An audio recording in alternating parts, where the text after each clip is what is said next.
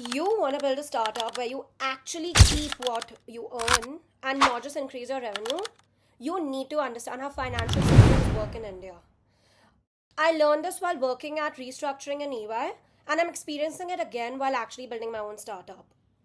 One of the biggest timing decisions that founders get wrong is GST. And it's not because it's complicated, not at all. But it's because nobody explains when it actually helps. Let's break that down properly. Now, GST is one of those things that founders think they understand, but almost nobody actually does until they're stuck dealing with it.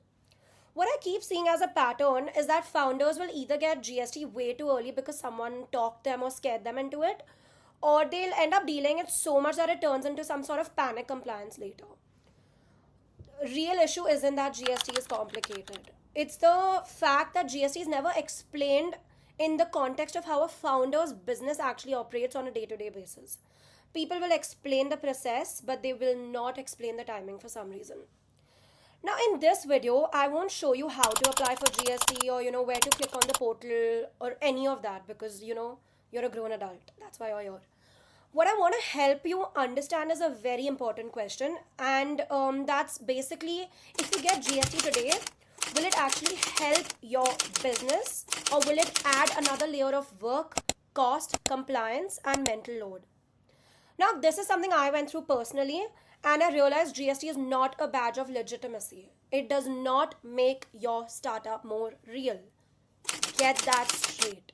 It's a financial system, and like any other system in India, it will only work when the timing is right. So, if you understand timing clearly, the GST decision becomes fairly simple, honestly. And if you don't, it's gonna be a lot of confusion for you. Now, before we go further, let's kind of slow down and understand what GST actually is, but in founder language to make this a lot more value added. Now, GST is not a tax on companies. Again, not a tax on companies. It's a tax on transactions. You need to understand the difference. That distinction is extremely important and it makes or breaks half of the understanding of this video. The government does not care that you exist as a private limited company unless money is moving through you. So, if money is not flowing through you yet, and what I mean by that is basically you're not billing customers yet, GST doesn't have anything meaningful to operate on for you yet. Yet. And this is why early stage founders feel very unsure about it. Some will think it's absolutely necessary, others will think it's pointless, but most actually don't know when it becomes the right move. Because they're interacting, with a system designed for active businesses, not validation stage founders, not experimentation. Now, GST will only become relevant when you're part of the real money flow, not when you're validating your idea. Until then, it's mostly just a compliance structure sitting in the background, waiting for transactions to actually take place. Now, most founders misunderstand GST because it's always explained backwards. Now, what does this mean? This means that people will say things to you like, okay, register for GST, file your returns, claim your GST back. That sentence sounds simple, but it hides real mechanics, guys. Nobody explains why GST exists in the first place. Now, the whole idea behind GST is that the tax component should not be paid multiple times on the same value as it moves through the system, okay? GST tracks value addition at each step and it ensures that only the final value is taxed. And that's where input tax credit comes in, okay? Because founders rarely see this explained with real flow and real numbers. They assume GST is some sort of cashback or refund scheme. And yeah, this is true. I work with a lot of founders who actually have that kind of a mentality. And when that refund scheme is never hitting your bank account, you're going to be so confused. Even though the system is working exactly like it was designed to, guys. Now, okay, many of you will have this question. What is input tax credit? And yes, you can ask ChatGPT, but let's properly talk about what this is, okay? This is the heart of GST and it's the most misunderstood part for some reason.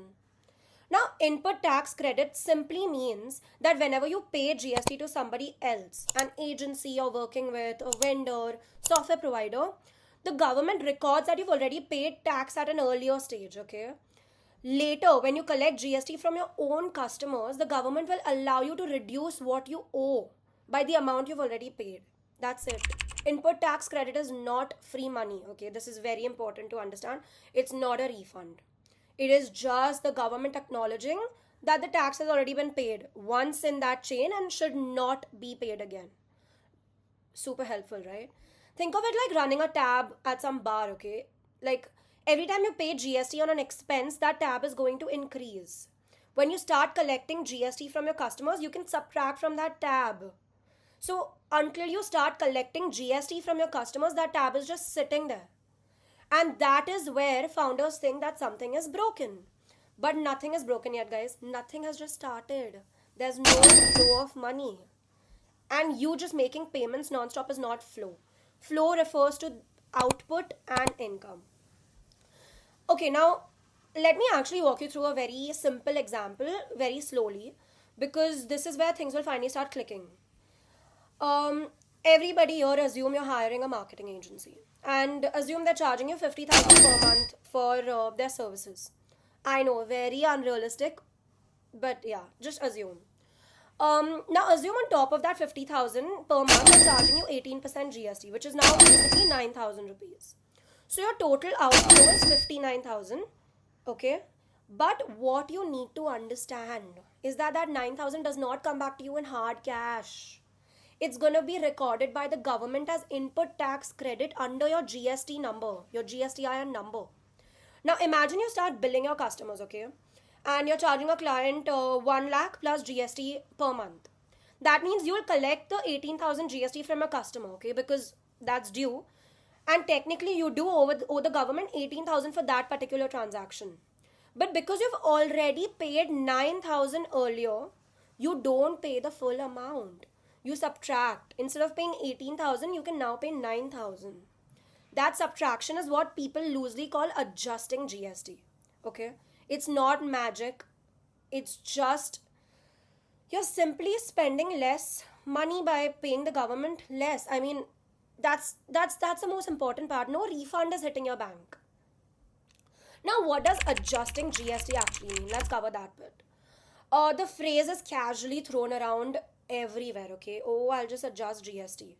Let me translate that into founder language for you. It does not mean the government sends you back money every month. It's not pocket money from the government, guys.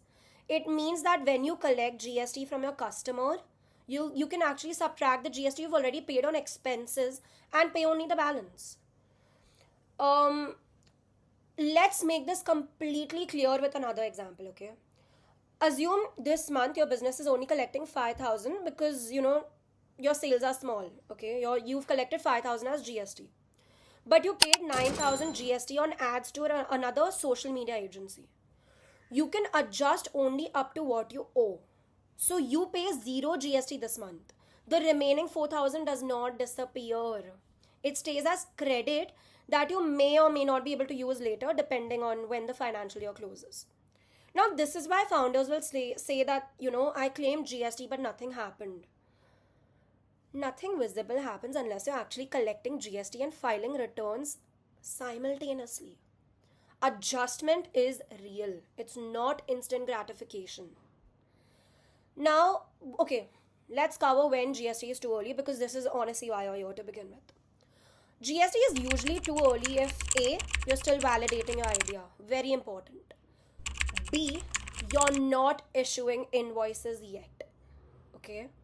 Which means you're not billing. C, you're not collecting money from customers. Now in this phase, founders are spending on tools, ads, consultants, agencies, all of that, and they think GST is gonna save them money. In reality, you're just accumulating credit without being able to use it. Now, at the same time, you've added compliance to your life, with monthly filings, coordination with a CA, tracking invoices, worrying about deadlines.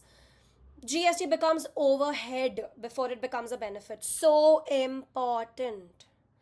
Many founders get GST early because it makes them feel official, legitimate. I have a GSTIN number. But that feeling will come at a real cost, both mentally and financially. Understand that. If you're ready to pay that cost, go ahead. Now, the second part. Let's cover when it's too late. Very important. You can't be too early, you can't be too late. Delaying GST too much can also be dangerous. Okay, it becomes too late when customers start asking for GST invoices, when marketplaces require GST registration, or when your turnover quietly crosses a certain limit. Now, at that point, GST is no longer a decision you need to make. It's damage control. You need it. You should have already gotten it when you started billing your customers. Founders will rush at that point, backdate filings, panic over notices, and that's honestly worse than getting GST early. If you actually have to get it so late, just get it early.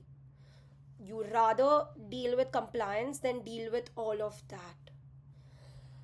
Now you're just fixing past mistakes at this stage, when it's too late, and instead of setting things up calmly, you're just dealing with all of that. Now, late GST will lead to penalties, confusion, unnecessary stress. So while early GST will create overhead, late GST will create chaos. Okay, the main bit, the solution, when GST actually works for you. Now let's talk about when GST is going to flow well for you. It's going to make sense for you when your business is active, structured, and billing consistently. 3 check boxes. You need to check all 3. Especially if you're B2B, GST is almost expected, guys. So, your customers are going to want GST invoices, and your pricing should include tax. Your cash flows should be predictable, and in this phase, GST will improve efficiency. Definitely. You can collect GST from your customers, you can adjust the input tax credit you've accumulated, only pay the net amount to the government. There's no confusion, there's no waiting, no frustration. This is the phase GST was designed for, okay? Now, the mistake founders make is applying GST logic from this phase to a much earlier validation phase. If you're still validating, experimenting, figuring out your pricing, product direction, or you might even pivot, GST is not going to help. It's going to add rules before it adds benefits. GST is very powerful when your business has momentum, okay? And it's very painful when your business is still searching for a direction. Now, the system itself is neutral. System is neutral. Your timing will decide whether it's leverage or liability. Understand that very importantly, okay? Now, let me simplify all of this into one decision rule you can actually use, one framework. Before you apply for GST at any point, okay, each of you might be at a different stage building. Just ask yourself one thing. If I register for GST today, is it going to reduce the money I send to the government for the next few months? Or is it going to increase the number of things that I have to track, file, maintain? Okay? If GST is actively helping you reduce net tax outflow, and this is because you're billing your customers and collecting GST, it's the right time. But if GST is only creating compliance with monthly filing, CA coordination, invoice tracking, there's no real adjustment benefit, it's too early. There's no reward for getting GST early. No investor is going to give you points for it, I promise you. And no customer is automatically going to trust you more because of this. There's a very real cost to getting GST at the wrong time, either too early or too late. And GST should never enter your business when the timing is wrong, okay? Should enter your business when your business is ready to carry that. Treat it like infrastructure. That's what it is. System. You build it when traffic exists, not when your land is still empty. Now, this is the most important part you actually need to understand. And most startup mistakes don't even happen because founders are lazy or uninformed. It happens because the right thing is done at the wrong time. So before you actually decide to go for GST, just pause, think, and figure it out. Do you need it now or not?